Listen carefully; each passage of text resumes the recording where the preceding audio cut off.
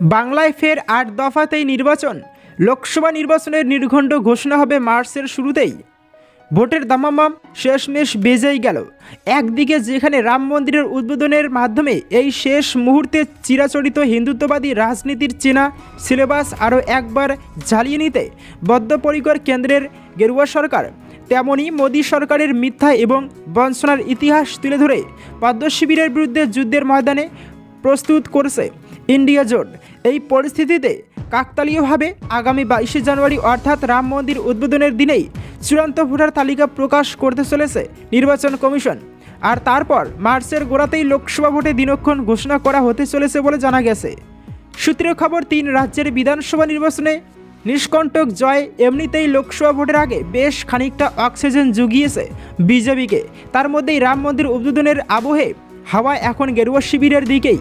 সেই পরিস্থিতি জিয়ে রেখে তার মধ্যেই ভোট করে ফেলতে পারলে তা তাদের জন্য সুফলদায়ক হবে বলেই মনে করছে বিজেপি।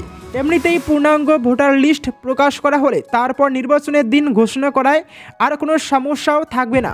সূত্রের খবর, 2019 সালের মতোই মার্চের শুরুতেই নির্বাচনী নির্ঘণ্ট প্রকাশ করা হবে। আর এপ্রিল মাস জুড়ে চলবে ভোট। ফল প্রকাশ হবে মে মাসে। বাংলায় গতবারের মতোই 8 দফায় ভোট করানোর পরিকল্পনা রয়েছে কমিশনের, এমনটাই জানা গেছে। কেন্দ্রীয় বাহিনীর তত্ত্বাবধানেই ভোট গ্রহণ হবে, তবে প্রয়োজন অনুসারে কেন্দ্রীয় বাহিনীর সংখ্যা আরও বাড়ানো হতে পারে। আগামী জানুয়ারিতে নির্বাচন কমিশনের একটি বেঞ্চ বাংলায় আসবে বলে জানা গেছে।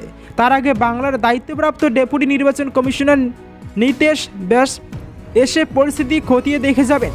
ইতিমধ্যেই কমিশনের তরফে রাজ্যের কাছে জানতে চাওয়া হয়েছে বাংলায় মোট ভোটকর্মীর সংখ্যা কত। এছাড়া ইভিএম মেশিন সংক্রান্ত প্রশিক্ষণও সেরে ফেলা হয়েছে বলে জানা গেছে।